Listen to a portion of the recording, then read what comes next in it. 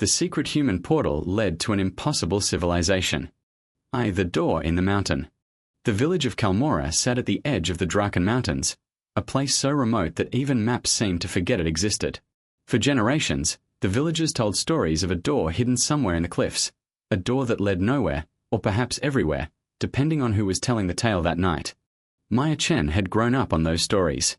Her grandmother used to say that her own great-grandfather had once found the door as a boy, touched its surface, and returned home speaking of colors that didn't exist and skies with 2 moons.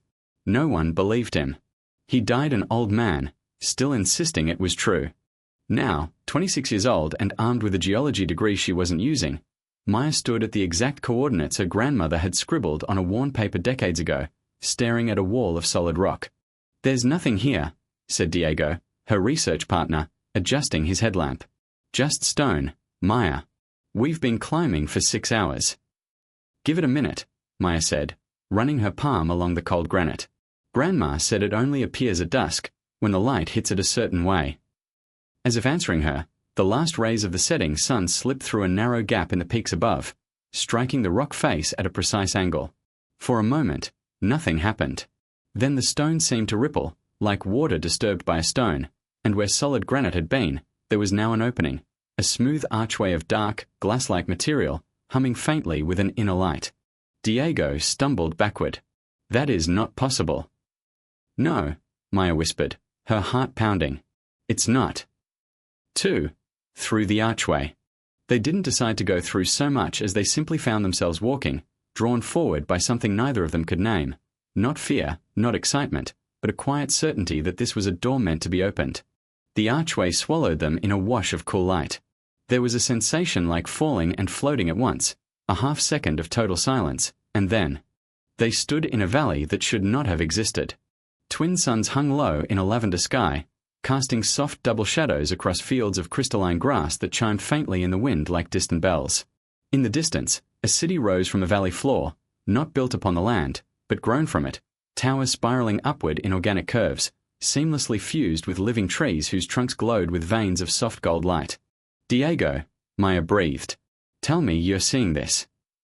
"I'm seeing it," he said, voice barely audible. "I just don't believe it."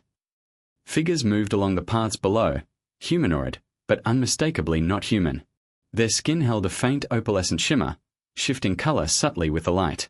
Some had eyes like polished amber, others, deep violet. They moved with a grace that seemed almost choreographed, as though their entire civilization had been built around rhythm rather than haste. One of them noticed the newcomers. She was tall, silver-haired despite an otherwise youthful face, wearing robes that seemed woven from captured starlight. She approached without hesitation, studying Maya and Diego with open, curious eyes. "Humans," she said, her voice carrying a musical lilt, the word itself sounding almost reverent.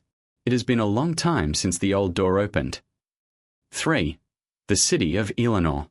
The woman introduced herself as Serafini, a keeper of the threshold, one of a small order tasked with watching the ancient door for the rare occasions travelers passed through. She led Maya and Diego down into the valley, toward the shimmering city she called Eleanor.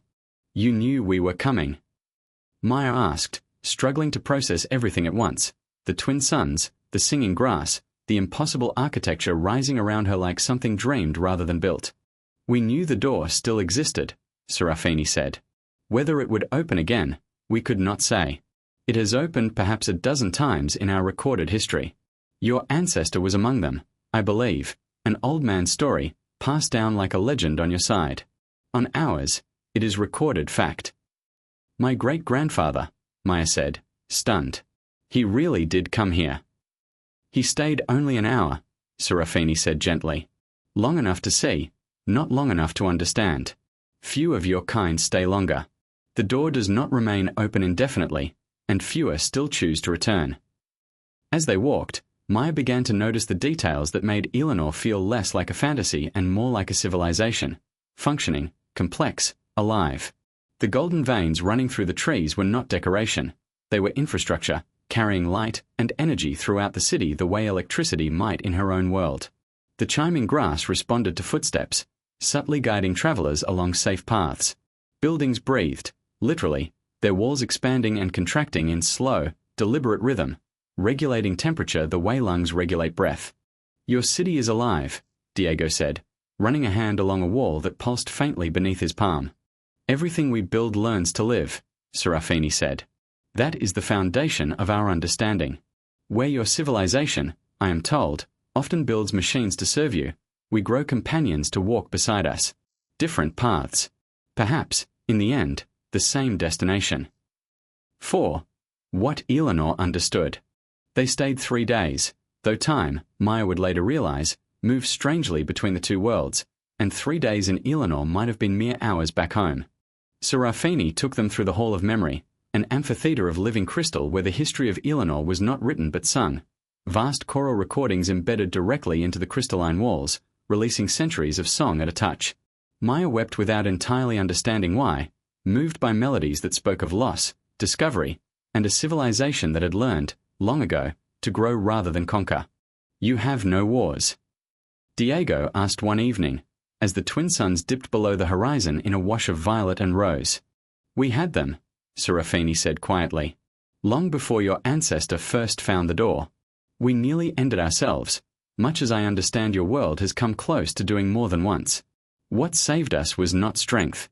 It was the decision to stop building things that only serve to dominate, and start building things that serve to sustain. Maya thought of her own world, of its wars, its wonders, its relentless race toward progress without always asking what that progress cost. Is that why the door exists? She asked. To show us this is possible. Serafini smiled, an expression both warm and infinitely old. The door does not exist to show you anything, Maya Chen, she said. It exists because two worlds, long ago, touched at a single point in the fabric between them, and neither has fully let go since. What you learn here, what you choose to carry back, that is entirely yours to decide. We do not send saviors through the door. We only receive travelers, and hope they leave a little wiser than they arrived. The return. On the third evening, Serafini led them back to the archway at the valley's edge, now glowing faintly against the darkening sky. It will close soon, she said, and it may not open again for many years. Perhaps not in your lifetime. Maya hesitated at the threshold, looking back at the spiraling towers of Eleanor, the golden veined trees, the twin moons rising now that the suns had set. Will I remember all of this? She asked. Really remember it, not like a dream that fades. That, Serafini said, has always depended on the traveler, not the door. Those who come seeking only wonder often forget, as though the memory could not survive the return, having found nowhere within them to take root. Those who come seeking understanding rarely lose it.